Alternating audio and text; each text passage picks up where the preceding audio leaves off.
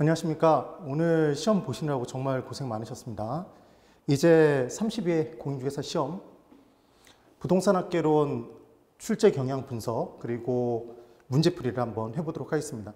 여러분이 지금 궁금하신 거는 정답이 궁금하신 거죠. 그래서 자세한 해설을 막 자세하게 달아드리진 않을 거예요. 전반적인 내용들이 뭔지를 기억하시면서 들어가 보도록 합니다.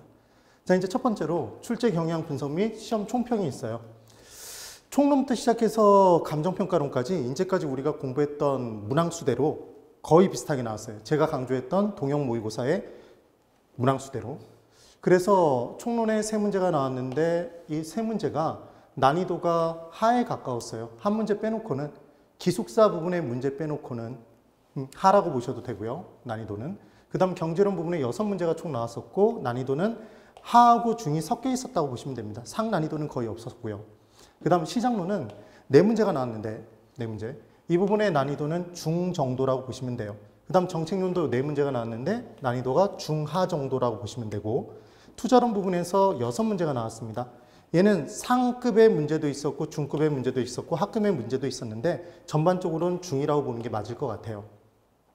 그 다음 금융론도 보통 4문제 정도가 나왔는데 이번엔 6문제가 나왔어요. 금융론에서 6문제. 근데 이 부분의 난이도는 상난이도의 문제도 있고 계산 문제도 있었지만 우리가 충분히 연습했던 문제들이기 때문에 푸실 수 있을 것이라고 생각을 해요. 굉장히 많이 반복했던 내용들이 나왔어요. 그래서 난이도는 중이라고 보시면 되고 이용 및 개발론이 있었습니다. 마케팅론이 있었죠. 마케팅이 2문제, 개발론이 2문제, 이용론 1문제 합쳐서 5문제가 나왔어요. 난이도는 중이나 하 정도라고 보시면 되고요. 감정평가 이론 부분의 내용이 한 3문제 정도가 나왔고 그리고 감정평가 3방식 7방법의 계산 문제가 2문제 나오고 그리고 부동산 가격 공시제도가 나와서 총 6문제가 나왔네요. 우리가 동형 모의고사에서 풀었던 그 문제 유형, 문항수 거의 똑같죠. 지금. 그래서 난이도는 중이거나 하였습니다. 사실은.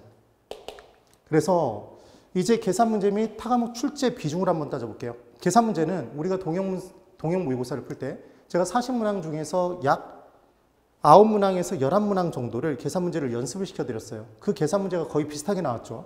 그래서 계산 문제 10문제 중에 난이도 상급의 문제가 4문제가 있었고 난이도 상급의 문제라는 게 아예 못 푸는 문제가 아니라 푸는데 시간을 요하는 문제였다는 거예요. 그 다음 중 문제가 있었고 4문제, 난이도 중이. 그 다음 하의 문제가 2문제가 있었습니다. 거미집이론 판단, 그리고 탄력성 부분에서 판단하는 내용. 굉장히 좀 수치가 간단했었죠. 그 다음 니은의 중력 모델 부분에서 이제까지 시험 문제는 레일리의 소매인력 법칙하고 허프의 확률 모델만 나왔었는데 제가 왠지 컨버스의 분기점 이론이 나올 것 같다는 말씀을 드리고 푸는 방법을 여러 번 설명드렸잖아요. 그 컨버스의 분기점 이론만 새로 출제가 됐네요.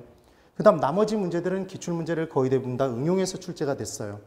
그래서 우리가 동형 모의고사에서 그리고 백선에서 정말 열심히 연습시켜드린 내용이었죠.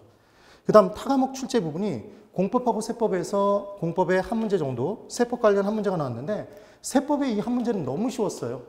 그래서 재산세와 종부세 둘 다 지방세에 속한다. 종부세는 금액이 크다. 그래서 국세였었죠. 찾으실 수 있었을 거예요. 공법 관련 문제도 충분히 푸실 수 있었던 게 분양가 상한제 도시형 생활주택에서는 적용하지 않는다라고 얘기했었죠. 계속해서 강조했던 내용들.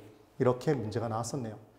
그 다음 이의제기 가능성이 높은 문제가 다른 문제들은 거의 완벽하게 무슨 이론의 여지가 없이 나왔기 때문에 그런데 이때 A형 22번 문제에 2번 보기가 4번 보기에 무효접해서 우리가 외웠던 내용이 있어요.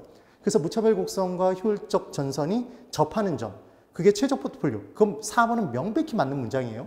근데 2번 보기가 효율적 포트폴리오는 우리가 공부할 때 어떻게 공부했었냐면 동일한 위험하에서는 수익이 제일 큰 것이었죠. 그래서 수익이 더 낮은 아래 것들을 지배하는 포트폴리오라는 얘기를 했어요. 그런데 얘를 동일한 수익에서 따졌을 때는 위험이 가장 작은 포트폴리오에서 위험이 더 큰 오른쪽에 있는 애들을 지배하는 포트폴리오라고 얘기를 했었잖아요. 그래서 지금 2번 보기에서 효율적 프론티어는 동일한 기대 수익률 하에서 위험이 최소화되는 포트폴리오들 모임을 말한다 이렇게 얘기해서 얘는 옳은 문장으로 판단될 가능성이 굉장히 높아 보입니다. 제 생각에는. 그래서 이 부분은 이의 제기 가능성이 좀 있을 것 같아요.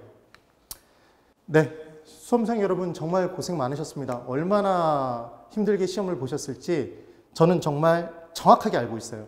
제가 작년 30일의 시험 때 딱 정확히 1년 전 오늘쯤에 시험을 보고 나왔죠.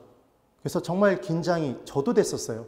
여러분들이 얼마나 긴장을 많이 하시면서 문제를 풀었을지 짐작이 충분히 갑니다. 그런데 여러분들의 1년이 분명히 여러분들에게 합격의 결실로서 돌아오셨을 거예요. 만약에 결과가 좀 안 좋으신 분들도 조금 더 노력해 주셔서 내년도에는 분명히 좀 더 여유롭게 붙으실 수 있으니까 힘내시고요. 합격하신 분들 정말 축하의 말씀 전해드리고 합격을 못하신 분들에게 심심한 위로의 말씀을 드리도록 하겠습니다. 여러분 정말 고생 많으셨습니다.